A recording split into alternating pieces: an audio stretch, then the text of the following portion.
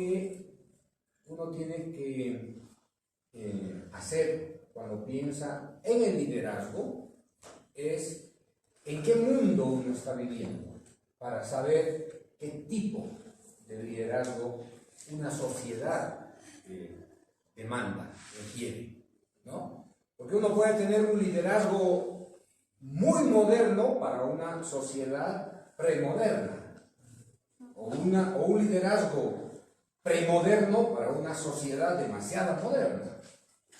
¿Qué tipo de liderazgo es el que se necesita hoy?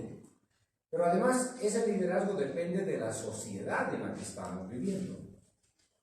No es lo mismo el liderazgo que exige, que requieren los chilenos y que por defecto eligen a sus empresarios como presidentes, ¿no? No es lo mismo el liderazgo que exige la sociedad brasilera y eligen a un Bolsonaro, ¿no? Un radical, un machista, un patriarcal, ¿no? O en el caso de Piñera, en el caso de Chile, un gran multimillonario, ¿sí? Sin embargo, su pueblo vive una situación muy difícil. La gran parte de la mayoría de los chilenos está endeudada hasta el cuello, ¿no? Y sin embargo, esa sociedad que requiere un liderazgo distinto de justicia social elige a empresarios, ¿sí? Entonces, fíjense, mucho depende de las sociedades en las que uno vive para pensar en qué tipo de liderazgo exige esa sociedad. De la misma manera, podemos decir, no solamente en América Latina, sino también en el mundo, qué tipo de liderazgo requiere Estados Unidos para gobernar el mundo.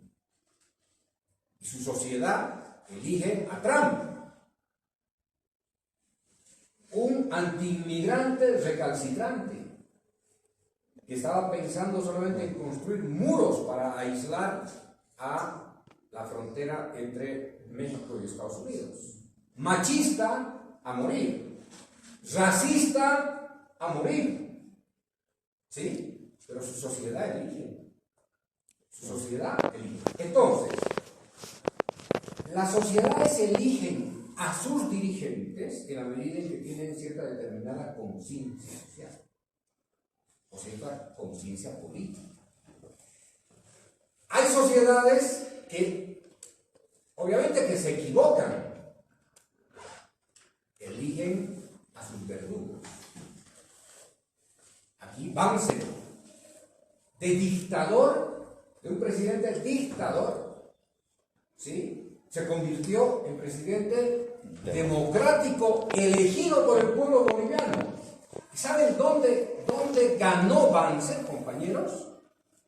Donde ejecutó represiones contra los mineros. Banzer ganó con ADN, ustedes son jóvenes todavía, ¿no?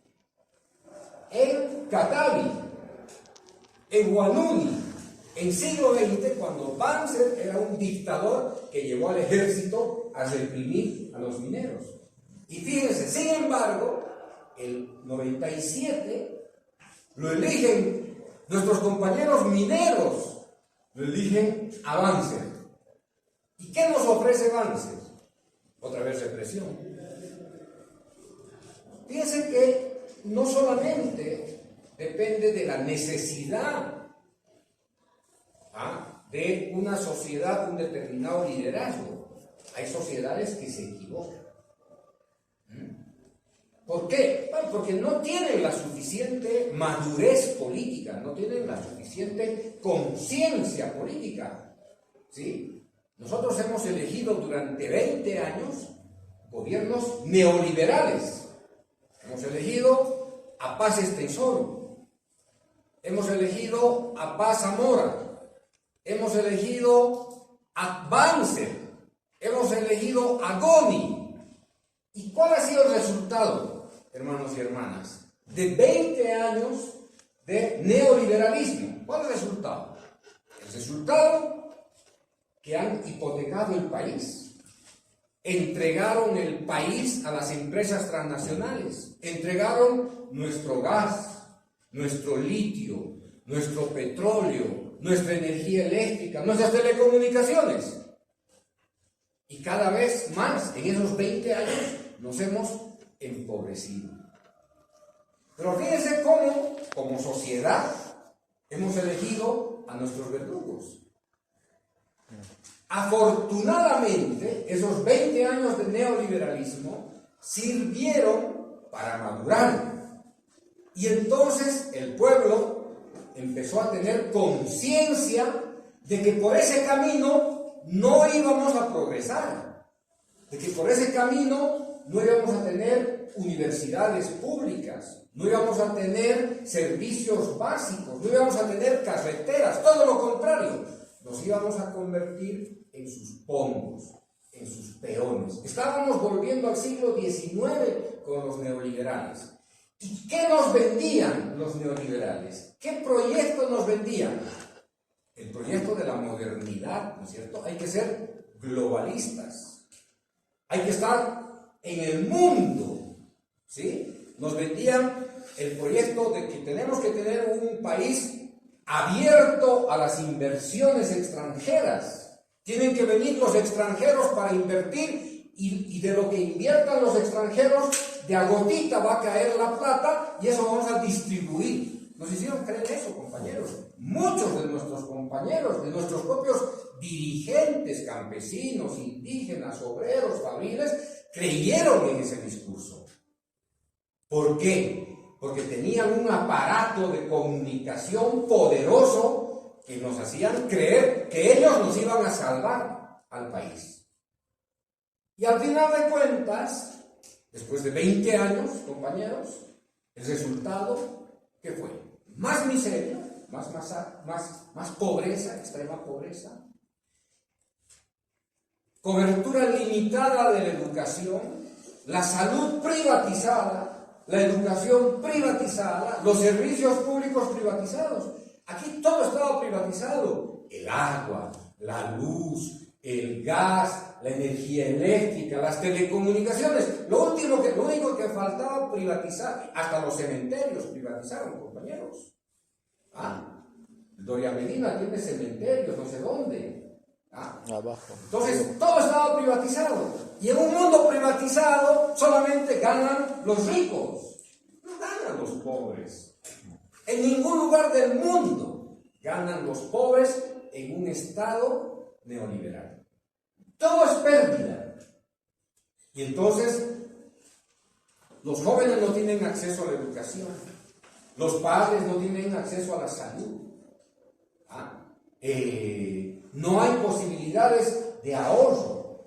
No hay posibilidades de ver crecer nuestras escuelas, nuestros hospitales. No hay esa posibilidad.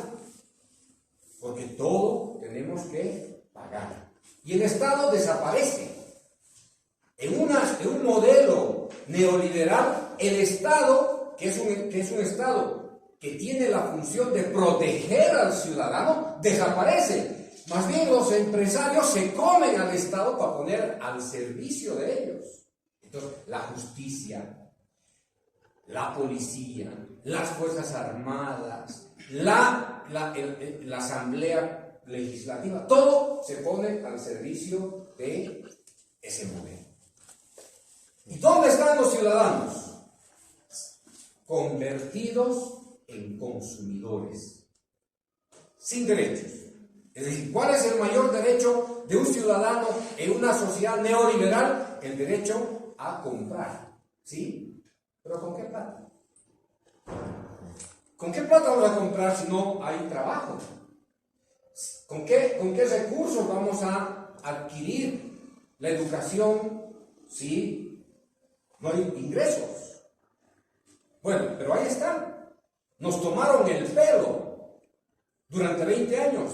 Y el último, ¿no? Uno de los últimos presidentes, fíjense, que fue Sánchez de Lozada, que había privatizado en su primera gestión, que había capitalizado, y en su segunda gestión quería vender lo último que quedaba, que era el gas, todavía terminó reprimiendo al pueblo.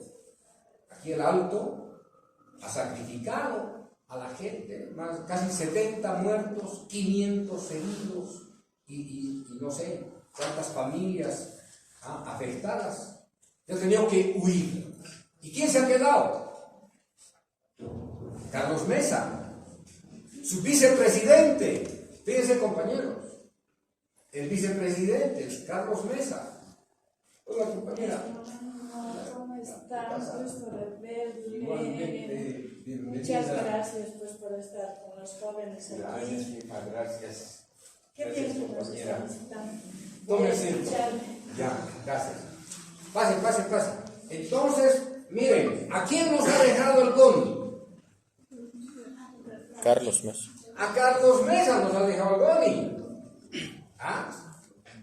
El segundo plato del festín neoliberal ha sido Carlos Mesa.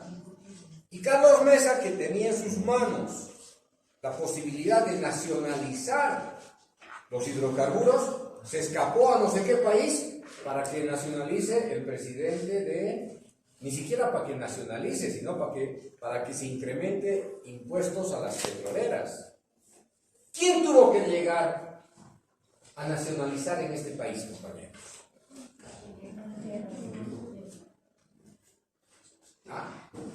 Tuvo que llegar el Evo. El Evo tuvo que llegar para nacionalizar. Vamos a cumplir el próximo 1 de mayo, vamos a cumplir ¿cuántos años de la nacionalización? Del 2006 al 2022, 16 años. 16 años de nacionalización, ¿sí? ¿Qué se ha nacionalizado? El gas, el petróleo, las telecomunicaciones. Hemos recuperado, ¿sí? Y fíjense cuáles han sido los beneficios de esa nacionalización.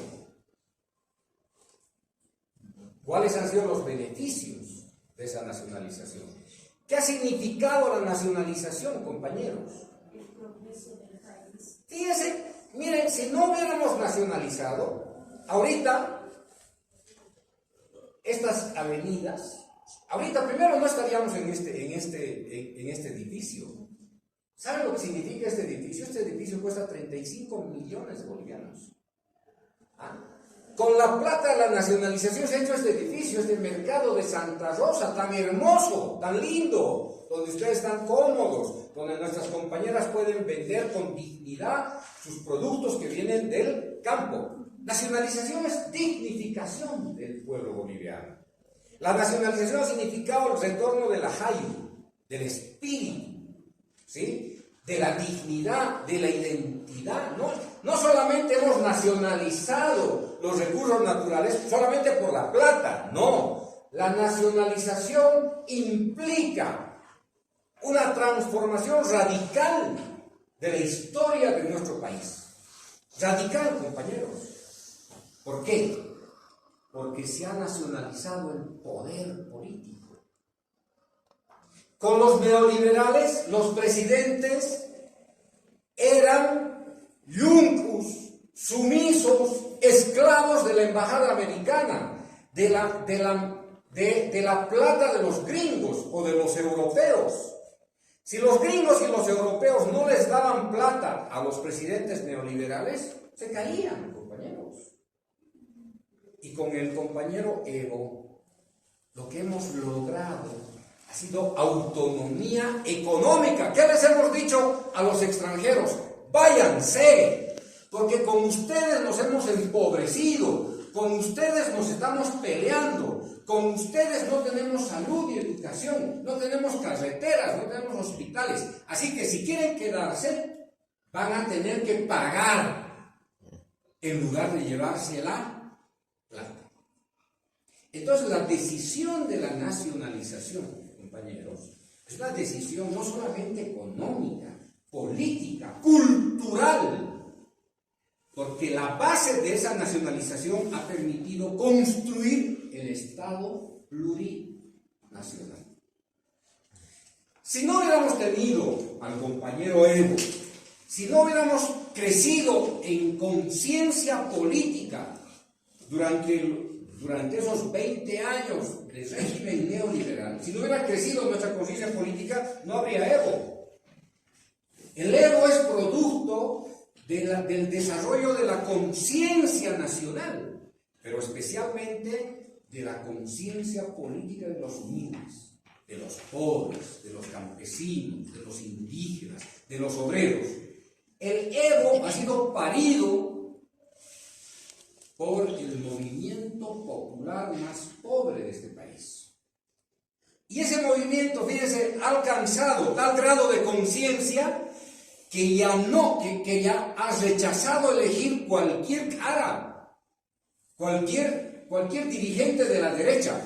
Ha decidido elegir a su propia sangre, a un dirigente de su propio color,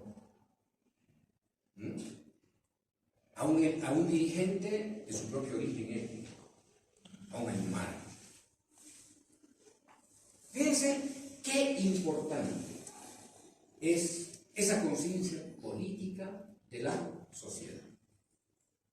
Y en 14, en 15 años, este país se ha dado la vuelta.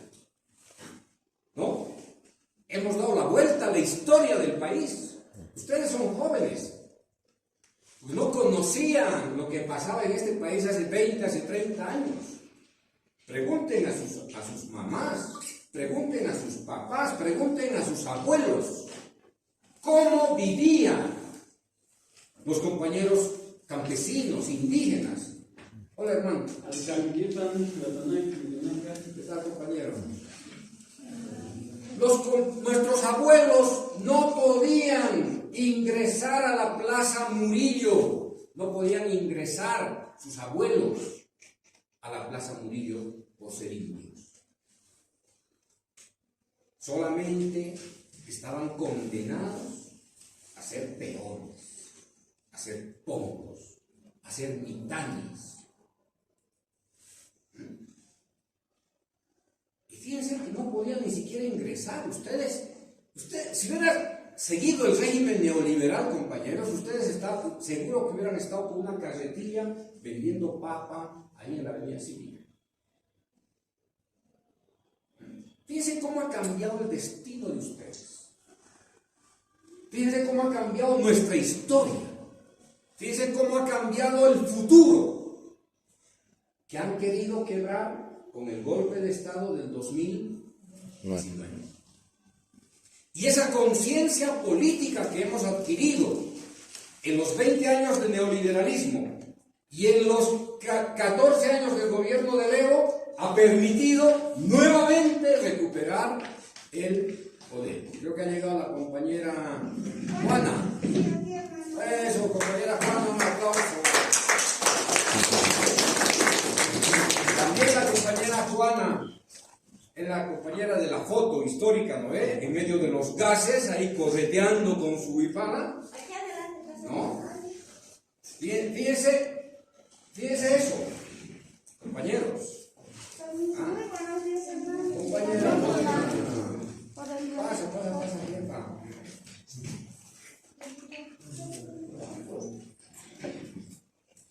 Aquí estamos explicando sobre el liderazgo. Entonces, fíjense, nosotros estamos buscando líderes en los manuales. Estamos buscando líderes más o menos donde hay, ¿no? Teoría del liderazgo.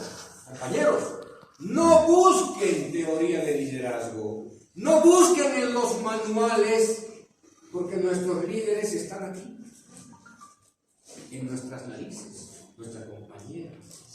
Ustedes son los líderes. Sus padres son los líderes. ¿Ah? Sus abuelos son los líderes. No tienen que buscar en ningún manual cara de ninguna universidad, ni pública ni privada, acerca del liderazgo. El liderazgo tiene como base la historia. La escuela de liderazgo, hermanos, hermanas, es la escuela, es la historia. ¿Dónde vamos a aprender sobre liderazgo? en la historia, en nuestro pasado, en nuestra memoria. Nuestro pasado nos está diciendo qué tipo de líderes necesita nuestra sociedad. ¿Cómo nos van a enseñar liderazgo? Pues compañeros, los gringos, por favor. ¿Cómo nos van a enseñar liderazgo los caras de la derecha, los neoliberales?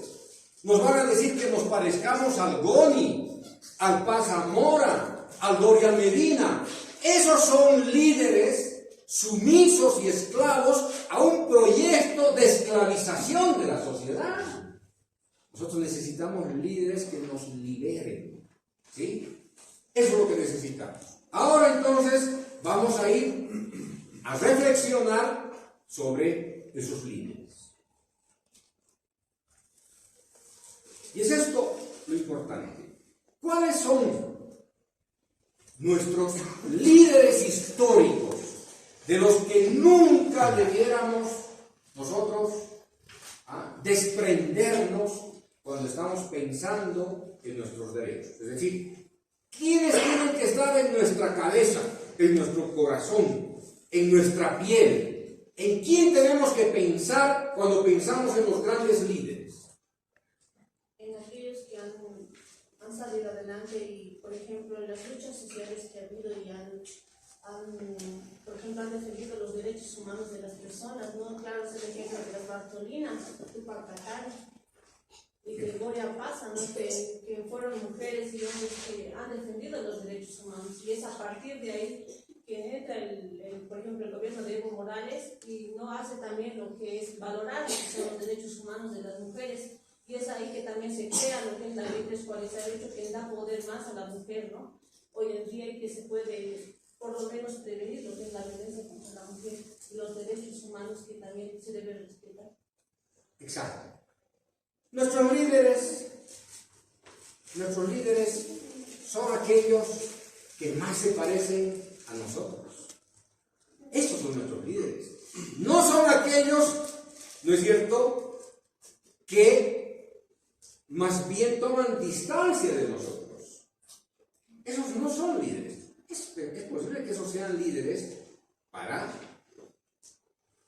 los oligarcas, para sectores privilegiados, que ellos elijan sus líderes, pero nosotros, aymaras, quechuas, guaraníes, tenemos una larga historia en la construcción de ese liderazgo liberador, y es eso lo que nosotros tenemos que aprender.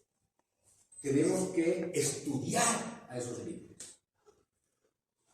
Personalmente, yo creo que no solamente Bolivia, sino el mundo andino, los Andes, y para América Latina y el mundo, este país, estos pueblos indígenas, aymaras, quechos, guaraníes, han parido los líderes más asombrosos de toda la historia que hemos tenido. Y por ahí empieza. Por ahí empieza, compañeros, esta idea de liderazgo. Liderazgo es liberación. Liderazgo es independencia. Liderazgo, compañeros, es territorio. Liderazgo, compañeros, está definido como esta identidad que permite liberar a los otros. No es el liderazgo individual, olvídense, compañeros. No existe para nosotros, para el mundo andino, para el mundo indígena, el liderazgo individual, porque eso es igual que la privatización. No puede haber un liderazgo personalizado. Ese es un caudillo.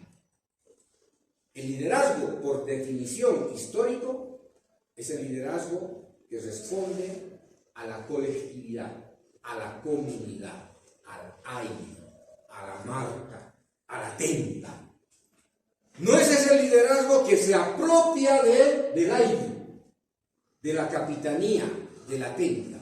Es ese sujeto que sale de esa capitanía y cuando asume una responsabilidad, responde a los intereses de la comunidad. Ese es el liderazgo, ese es el líder. Nosotros tenemos liderazgo rotativo en el aire, ¿no es cierto? Tenemos el liderazgo rotativo de las autoridades originarias, ¿no? Junto a las manatayas, ¿no? Por muy.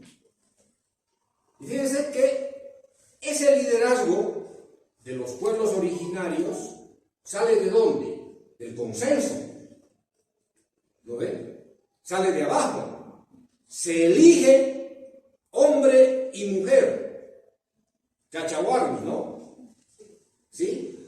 Y esas dos personas no se apropian de lo colectivo, sirven a lo colectivo. Tienen que preservar su territorio, tienen que preservar su agua, tienen que preservar sus papeles, la comunidad, tienen que preocuparse de la producción, tienen que hacer obra, ¿no? Tienen que llevar obra. Y fíjense, dejan de trabajar. Fíjense qué extraordinario. Dejan de trabajar para sí mismos, porque tienen que trabajar para la comunidad. Se acuestan pensando en cómo resolver los problemas de la comunidad, porque tienen que ser padrinos, tienen que resolver el problema del matrimonio, tienen que organizar el matrimonio. Entonces, fíjense, ese es el liderazgo que libera, que emancipa. ¿Ah? Entonces no tenemos que ir a buscar, compañeros, otro modelo de liderazgo. Está en nuestras comunidades, está en nuestra cultura, está ahí el modelo de liderazgo, que es el liderazgo más auténtico, más original.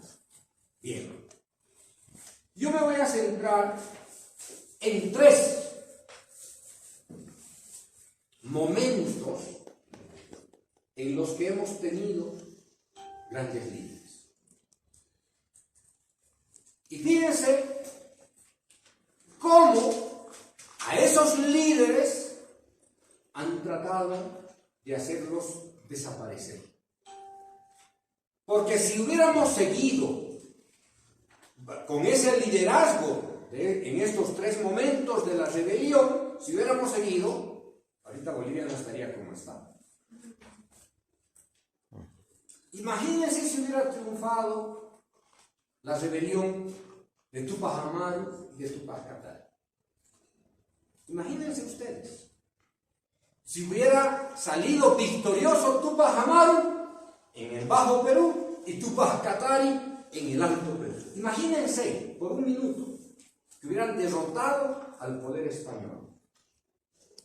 Imagínense un minuto, si hubiera triunfado el ejército de Zárate Vilca. ¿Ah? Y vean qué es lo que pasó con el Evo. Entonces, yo voy a tratar no de reconstruir la personalidad, voy a tratar de comparar estos 3 momentos en los cuales hay un liderazgo liderador. ¿Sí? ¿Quién fue Katari? Porque además nosotros decimos ya, nuestra organización se llama, nuestra federación sindical es Tupac Katari, ¿no ven? Compañeros, ¿cuántos sabemos de Tupac Katari? ¿Quién es Tupac Katari? ¿Dónde nació Tupac Katari? ¿Dónde se educó Tupac Katari? ¿Cuántos hijos tuvo? ¿Cuál fue su plataforma de lucha contra el Imperio Español? Sí, pero sabemos que Tupac Katari es un líder. Pero lo que tenemos que escarbar en la historia es qué tipo de líder es. ¿Cuál fue su plataforma de lucha? ¿Qué es lo que planteaba Tupac Katari en 1780, compañeros? La lucha de Tupac Katari se ha terminado en 1781 cuando fue descuartizado. No, mis jefes. Esa es una lucha que continúa y va a seguir continuando. Mientras no tengamos la autonomía, la independencia económica, mientras no estemos liberados de la opresión colonial y de la opresión imperial. Bien. El segundo momento, fíjense que en 1780, desde 1777, desde 1877, ¿sí? Desde 1877, con los cataris en Potosí, en el departamento de Chuquisaca, ese movimiento de los cataris se extendió hasta 1781, hasta que Julián Apaza tomó el mando de un proyecto rebelde. ¿Cuál fue el proyecto rebelde? ¿Cuál fue la plataforma, el programa rebelde de Katari, compañeros? ¿Dónde empezó? ¿Por qué peleaba Katari? ¿Por qué peleaba con Bartolina Sisa? ¿Sabe por qué peleaba? Peleaba para liberar de la opresión española a los pueblos indígenas. ¿Y cuáles eran las formas de opresión del pueblo español, del imperio español? La mita. Compañeros, lo que hacían los españoles era cercar a las comunidades indígenas, les ponían cadenas y los llevaban hasta el cerro de Potosí, hasta que revienten como vinchucas y morían por hipoxia, por falta de oxígeno y además por la contaminación del mercurio que se utilizaba en las minas de Potosí. Esa era la mita. ¿Cuántos indígenas murieron en la mita? ¿Y desde cuándo? Desde 1550. Imagínense, desde 1550, millones de indígenas, aymaras y quechuas eran llevados, trasladados como animales hasta el cerro de Potosí para explotar la plata, que después sacaban en el lomo de las llamas hacia Atacama, hacia Iquique, y por ahí iban los barcos, los galeones españoles llevándose la plata, ¿sí?, sobre los cadáveres de nuestros padres, de nuestros abuelos. Katari dijo: basta, vamos a frenar, vamos a desaparecer la mita, porque no queremos ser esclavos. Y su pelea fue para la desaparición de la mita. Pero su pelea también fue, compañeros, para que no nos explote a través de los impuestos, lo que se llama presión fiscal, a las comunidades. Porque las comunidades tenían que pagar un tributo al corregidor. Y todo el año trabajaban para pagar ese tributo. ¿Y con qué se quedaban nuestras comunidades? Con nada. Imagínense si llegaba una helada y si había sequía y tenían además que pagar el tributo a la corona española a través del corregidor. Y el corregidor le quitaba lo poco que trabajaba. Dejaba sin papa, sin cebada, sin chullo, sin nada a las familias de las comunidades. Esa presión fiscal tenían que pagar nuestros pueblos. ¿Cuánto tiempo? 2 siglos. ¿Sí? Y cuando algún pueblo se llegaba a pagar porque no tenía con qué pagar, los pasaban por el degüello. ¿Cuál era la plataforma de Katari? Ahorita vamos a ver, compañeros, cuál era la plataforma. Liberar de las autoridades opresoras, tanto de criollos como de españoles. Porque criollos y españoles utilizaban a los indígenas en sus propiedades, en sus haciendas, en la mina, ¿sí? En el transporte, en la apertura de caminos en condición de esclavos. Fíjense qué es lo que escribió Túpac Katari en 1781, advirtiéndole al rey, que era Carlos III, en 1781, le escribió una carta. Compañeros, uno dirá, pero Katari no sabía escribir, era un iletrado, un ignorante. Katari era un estratega. A lo que le tiembla el poder es a los estrategas indígenas. ¿Qué le decía? Miren, ¿qué le decía en una carta? Se lo voy a leer rapidito, ¿saben? Para que sientan el dolor, para que sientan la indignación de Katari, que estaba luchando por sus hermanos. ¿Qué le dice?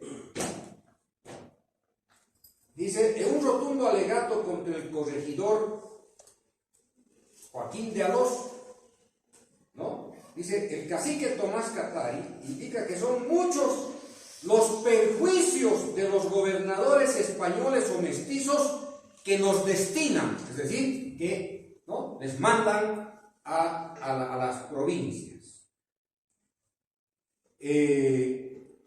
Dice que nos destinan para que nos beban la sangre, aniquilan a nuestras mujeres e hijos.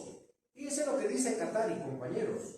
Pues los corregidores, además de que son coligados con dichos mestizos o españoles, caciques, usurpan a su majestad ingente caudal de sus reales intereses y nos aniquilan también nuestras vidas. Lo que está diciendo es que los corregidores son unos ladrones y que se roban el tributo indígena, ¿sí? Señala, miren, está cuestionando a una autoridad, a esta autoridad, a este corregidor Joaquín Alós, que mató en Pocoata, mató así como si fuese una oveja, ¿no? Porque no quisieron aceptarle más repartos. El reparto indígena era otra forma de explotación a más de 300 indios tributarios e hijos de su majestad. ¿Qué dice Katari? Es posible, le está escribiendo al rey, es posible, señor, que la católica real persona de su majestad nos haya puesto en el centro del olvido en que siempre vivimos, en la inteligencia de que su majestad es el único padre y protector nuestro. Válgame Dios, qué pérdida tan exorbitante ha tenido su majestad con la muerte de sus tributarios, así en sus reales intereses como en su real mitad. Es posible, gran señor, poderosísimo rey de las grandiosas Españas y miserables indios, que vuestra majestad católica permita que un individuo particular desde su primer principio venga a beber la sangre de sus pobres tributarios indios, humildes e indefensos, y que el corregidor, mediante sus arbitrios y cavilaciones, quiera oprimir nuestra justicia. ¿Vuestra majestad católica permite que así se atropellen a sus hijos? En esta segura inteligencia nos hemos movido, a hacer ver que los indios no se han levantado porque los indios han estado prontos y están a servir a Dios y a su majestad, y reconozca por los efectos que somos sus más fieles hijos y vasallos. ¿Qué más prueba quiere su majestad del despacho de sus ministros? Dice, don Tomás Katari y toda esta comunidad de Chayanta piden rendidamente a su majestad, sean reprendidos los que fuesen culpados. Piden a su majestad quite en todo el territorio el repartimiento. Pide que se reprenda a sus ministros. Pide que no se explote a los indios. 1781, compañeros. Esta es la carta antes de que ocurra la gran rebelión. En Pacajes, en Ingavi, en Omasurios. La gran rebelión ocurrió en todo el altiplano. ¿Y cómo reaccionaron contra este dirigente los españoles? ¿Por qué? Porque este dirigente, porque Cattari organizó la gran rebelión con más de 200.000 hombres, compañeros. Más de 200.000 indígenas aymaras y parte de los quechuas se levantaron contra el poder español. ¿Sí? ¿Y cómo reaccionó la corona española? Con la represión, con la masacre, con los castigos, con el suplicio. Entonces la reacción fue esa, porque los españoles veían que Túpac Katari estaba poniendo en riesgo el poder español y el sistema de explotación. Entonces, ¿qué hacer con Katari?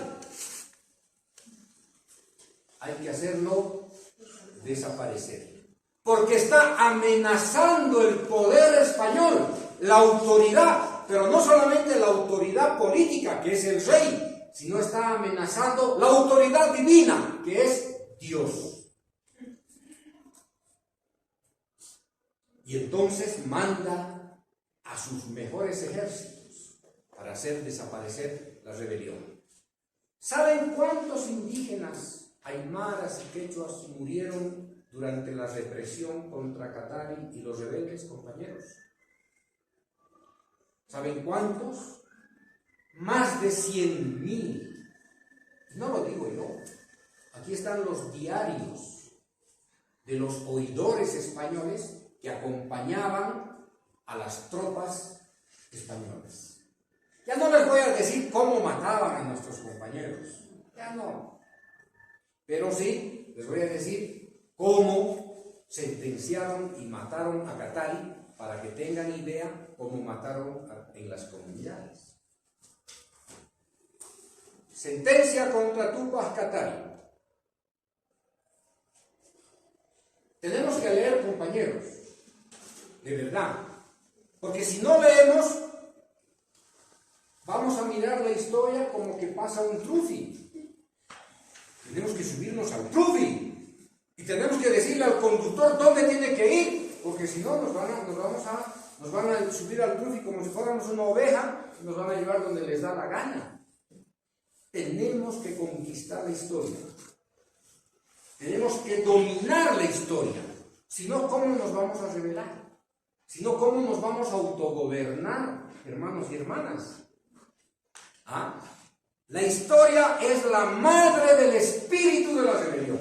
Y Katari sabía perfectamente eso, y por eso se rebeló Katari junto con su esposa, con Bartolina Sisa, y con sus hijos, y con sus parientes.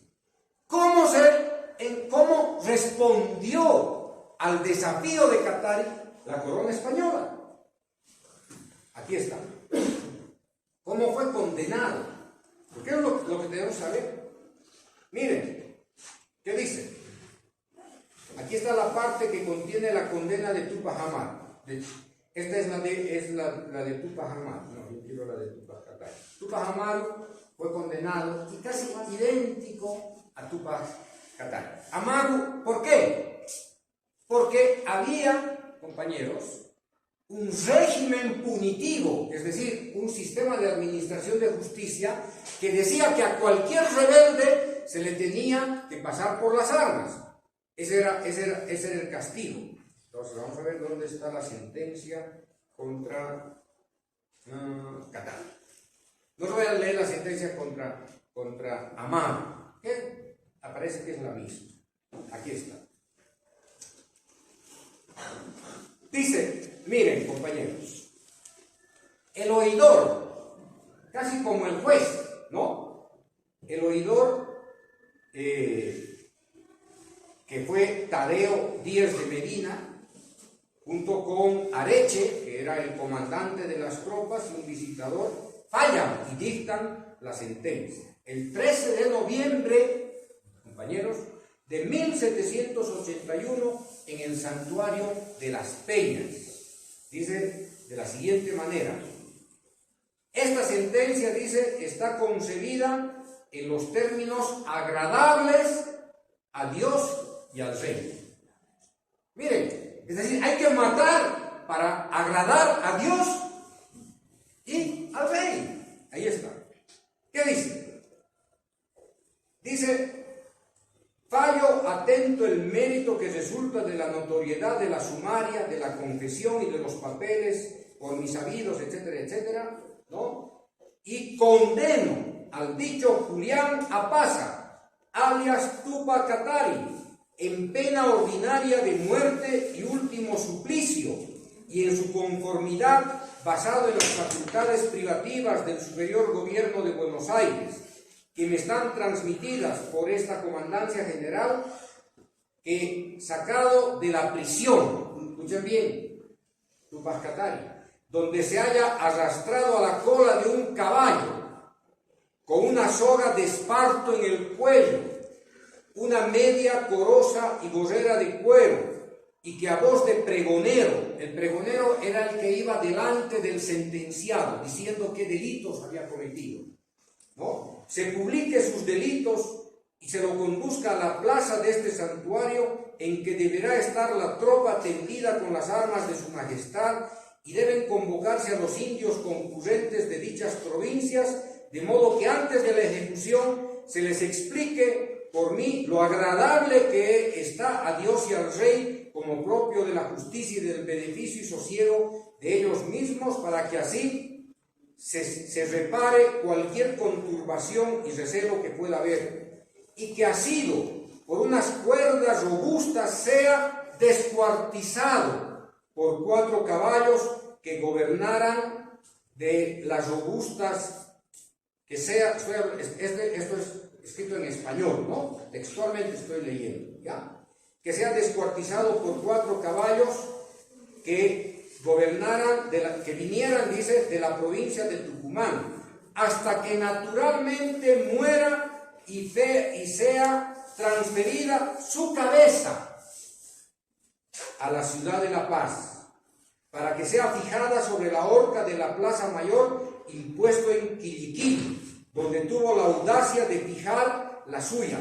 Recuerdan que Tupac Katari cercó 2 veces la ciudad de La Paz por 109 días. Y en venganza y en escarmiento dice que hay que llevar la cabeza de Tupac Katari a la colina de Quillaquilli, desde donde comandó el cerco Tupac Katari. Dice, donde tuvo la audacia de fijar la suya y sitiar los pedreros para batirla de la correspondiente custodia.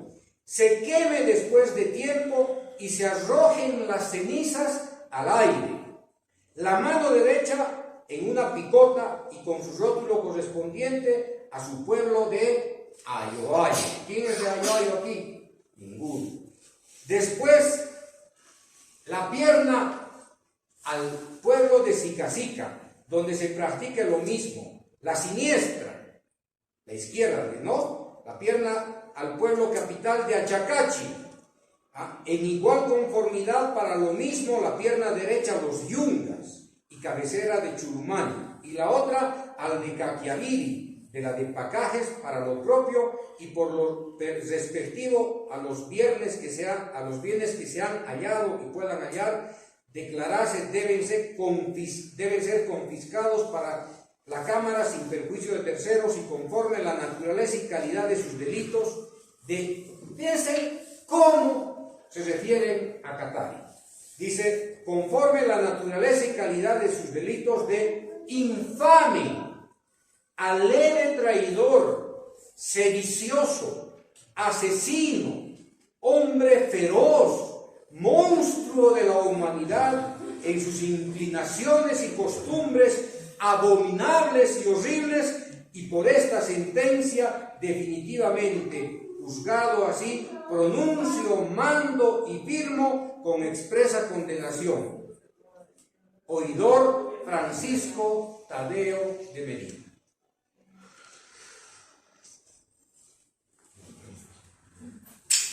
Sentencia, suplicio, muerte, descuartizamiento, destripamiento, queman sus cenizas y las tiran al viento. ¿Cómo, compañeros, no aprender de Katari? Miren cómo lo tratan: asesino, traidor, aleve, monstruo de la humanidad. ¿Por qué? Solamente por pedir que se libere de la opresión a su pueblo. Voy a ir al segundo caso. ¿Cuál es nuestro gran líder? Nuestro otro gran líder histórico. No solamente Katari. Katari es uno de los más grandes, compañeros, junto a Mari. Los exhorto a que lean, a que estudien cuál ha sido la vida de Katari, cómo es que se ha movido en la rebelión, cómo es que ha logrado juntar a más de 200.000, 300.000 indígenas aymaras para rebelarse. ¿Cómo es que ha logrado eso? ¿Eso acaso logra, compañeros? Sin avión, sin helicóptero, sin minibús, en todo el territorio del altiplano, moviéndose en 6 meses, ha revelado a todo el pueblo.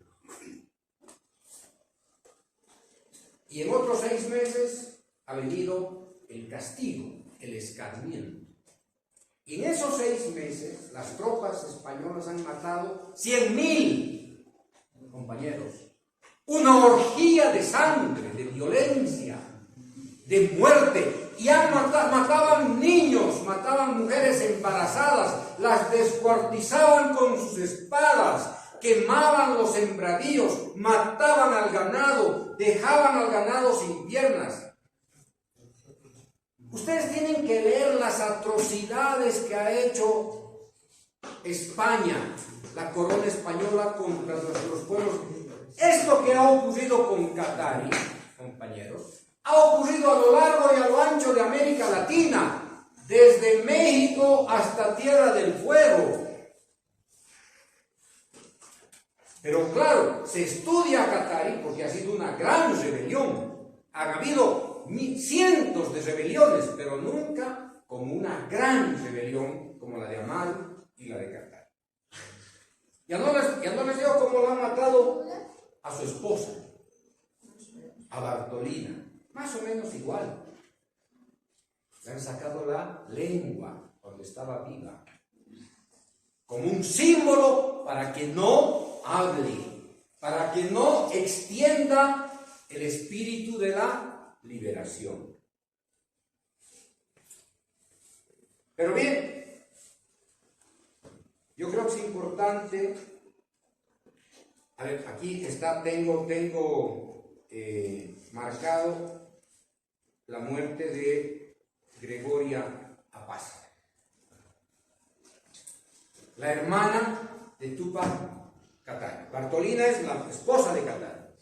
Gregoria Apaza es la hermana de Julián Apaza, de Tupac Katari. Fíjense cómo la matan.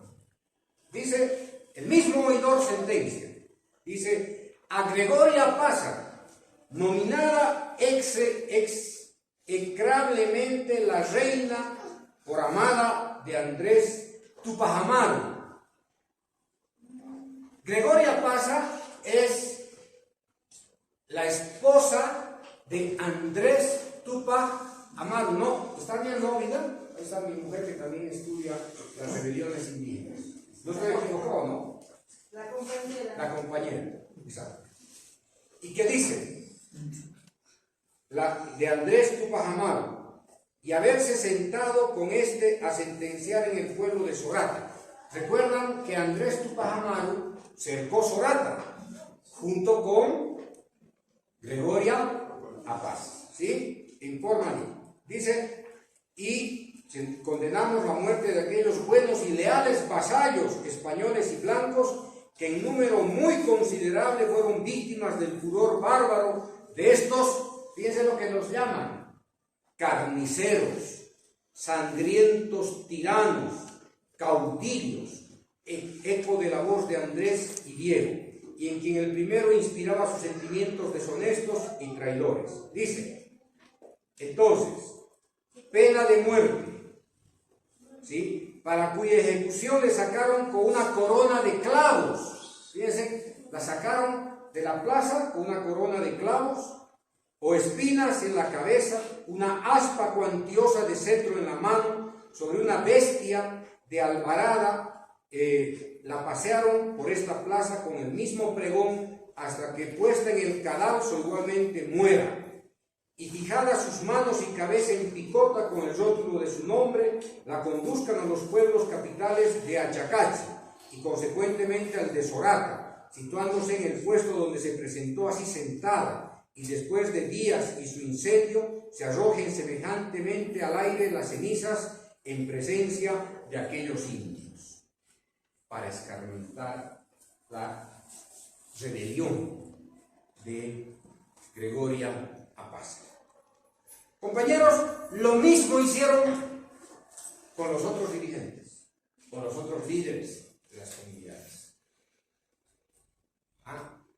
1781 a 1787, nadie sabe hasta ahora cuántos miles y miles de aymaras y quechuas fueron exterminados. Nadie sabe. ¿Y cómo fueron exterminados? Hay testimonios de esto en los diarios de los militares españoles. Ni siquiera tienen temor a decir cómo los matan. Bueno, esa misma experiencia de la rebelión de Catari se repite en el siglo XX. Estamos hablando de 1781. No dejaron de rebelarse los indígenas aymaras, quechuas y guaraníes, siguieron rebelándose y siguieron matándolos como a corderos. En 1900,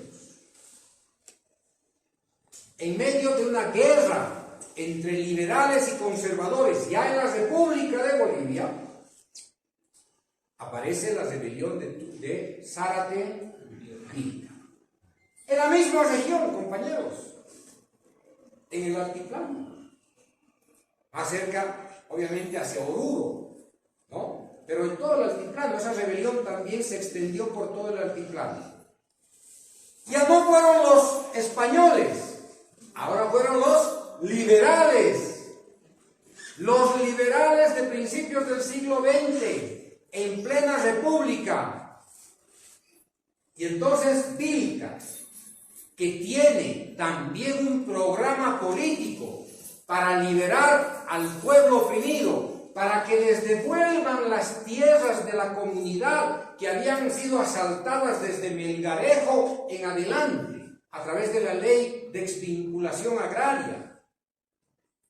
Vilca se alía, confiado en el general Pando, que le promete que les iban a devolver las tierras si derrotaban al ejército conservador del presidente Fernández Alonso, que venía del sur, de Chuquisaca, de Potosí. Y Pando, un liberal, hace un acuerdo con Vilca y le dice: si ganamos, si triunfamos en esta guerra civil, que se llama la Guerra Federal, vamos a devolver a los indígenas aymaras sus tierras.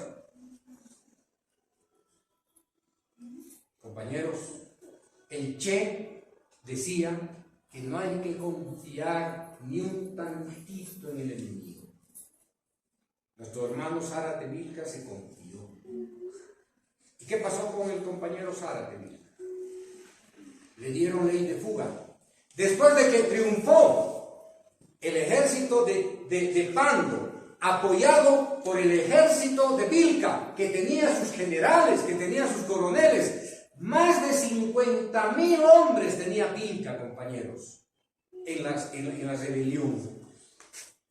Sin ellos no hubiera triunfado Pando y no se hubiera trasladado la capital a La Paz, porque esa era la pelea. Y entonces, después de que triunfa Pando, ¿qué es lo que hace Pando?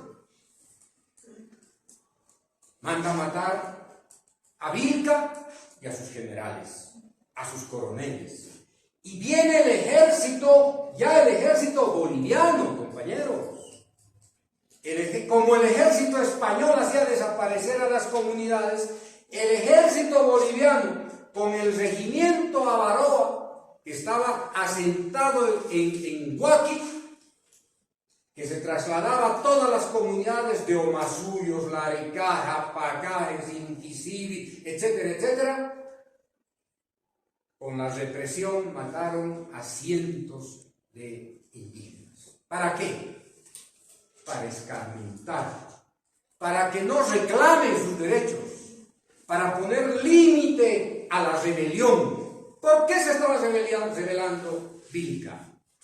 Porque no solamente les estaban quitando sus tierras, sino que estaban convirtiendo a los que perdían, a los comunarios que perdían su tierra, los convertían en pongos. Como ya no tenían tierra, entonces los llevaban a las haciendas. Se convertían en postillones, en mitanis, en esclavos. Sin tierra, nuestros padres no pueden vivir. Y entonces Vilca pelea por la tierra, por el territorio. Era esa su pelea. Y su pelea fue escarmentada por el ejército liberal de Pando. Y todas las rebeliones después de Vilca fueron reprimidas por el ejército. Después de la gran represión contra Vilca en 1901, 1902, se producen otras rebeliones en Pacajes, en Omasuyos, en Ayoayos. La otra gran rebelión es la de Jesús de Machaca en 1921. Y la otra rebelión es en Chayanta en 1927. Y las rebeliones se paran por la guerra del Chaco. Si no hubiera habido la guerra del Chaco, continuaban las rebeliones y continuaba la represión. Una manera de contener las rebeliones fue llevar a nuestros hermanos a la guerra del Chaco, donde murieron como moscas, 50.000 cadáveres sobre las arenas ardientes del Chaco. A pesar de eso, después de la guerra del Chaco, los caciques apoderados siguieron, antes obviamente, siguieron la lucha por la recuperación de las tierras. ¿Quién llegó, compañeros? ¿Quién llegó a apoyar esta demanda de los indígenas?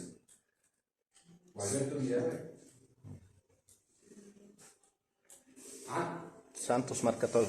Bueno, ahí está toda la historia de Santos Marcatola, los caciques apoderados, ¿no es cierto?, que asistieron al primer Congreso Indigenal en 1945. Y después de que lo cuelgan a Villarruel por ser amigo de los indígenas, la rebelión sigue en el Valle Alto de Cochabamba, en Punata, en Clisa, en Tarata, Totora, Aiquile, y se da la vuelta por Ayopaya, por Inquisición. Ese otro momento rebelde, con un liderazgo extraordinario como el de Vilca. Vilca se convirtió en una amenaza al orden liberal. Y el tercer momento, compañeros, es el que estamos viviendo ahora, con el Evo. Entonces, yo los invito a que reflexionen. ¿Cómo se lo mata a Katari? ¿Cómo se lo mata a Vilca? ¿Y cómo se lo quiere matar a Evo? Hoy día hay otras formas de matar a la gente si no es físicamente. ¿Cuántas veces han intentado asesinar a Evo? ¿Cuántas veces han intentado matar a Evo, compañeros? Tenemos que escribir esa historia. La historia de los intentos de magnicidio contra Evo. Porque el poder, que es un poco ciego, obtuso, cree que matando al líder se termina la revolución. Pero hay que matar al líder, por lo menos para frenar la revolución. ¿Sí? Y entonces, así como Katari, como Amado, así como Vilca, Evo también se convirtió en el enemigo público número 1 de la oligarquía en el país y del imperio americano fuera del país. ¿Por qué reaccionó con tanto racismo, con tanto odio, con tanto desprecio a nuestras polleras y nuestras mamás, contra nuestra huipala? ¿Por qué ese odio, compañeros? ¿Por qué ese odio con el que lo mataron a Katari? ¿Por qué ese odio brutal con el que lo hicieron desaparecer a Vilca? ¿Por qué? Porque no soporta el poder, el principio de la igualdad. Y lo que Evo impulsó en el país fue una revolución de la igualdad, compañeros y compañeras, con errores, como en cualquier otro gran proyecto. Katari no fue perfecto, cometió errores. Vilca no fue perfecto, cometió errores, por supuesto. Pero los errores no pueden sobreponerse al gran proyecto, pues. ¿Por qué la masacre contra nuestros compañeros en Sencata? ¿Por qué la masacre contra nuestros compañeros en Guayllani, en Sacaba? ¿Por qué? ¿Por qué mandar al ejército y a la policía para tratar de terminar con la rebelión, para recuperar la democracia? Porque aquí adentro, en la clase oligárquica, en los que se han acostumbrado a gobernar este país, aquí adentro, no entra la idea de que un indio sea presidente, de que un indio sea senador, diputado, de que una indígena de pollera sea presidenta de la Asamblea Constituyente. Les hierve la sangre, se indignan porque están perdiendo poder, porque pierden prestigio, porque no quieren ceder lo que durante 500 años han concentrado, han mantenido. Ese desprecio se expresa en la masacre. Ese desprecio por nuestras hermanas y nuestros hermanos de los pueblos indígenas, que en el Estado plurinacional por primera vez en 500 años adquieren el estatuto de igualdad. No es solamente la plata de los poderosos lo que les genera el odio, es el hecho de que una persona de pollera que habla aymara, guaraní, mocetén, también tenga la posibilidad de ser una autoridad sin pedir permiso a nadie.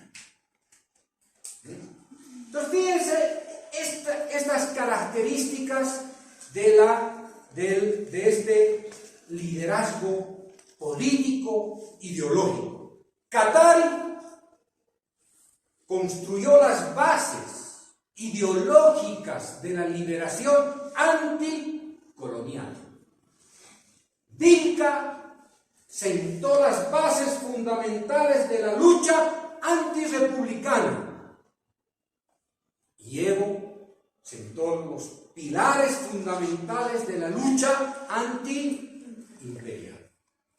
Son las tres grandes luchas, compañeros. La lucha anticolonial, la lucha anticapitalista, antirepublicana y la lucha antiimperial. Eso no perdona la derecha. No perdona la oligarquía, no perdona el imperio norteamericano.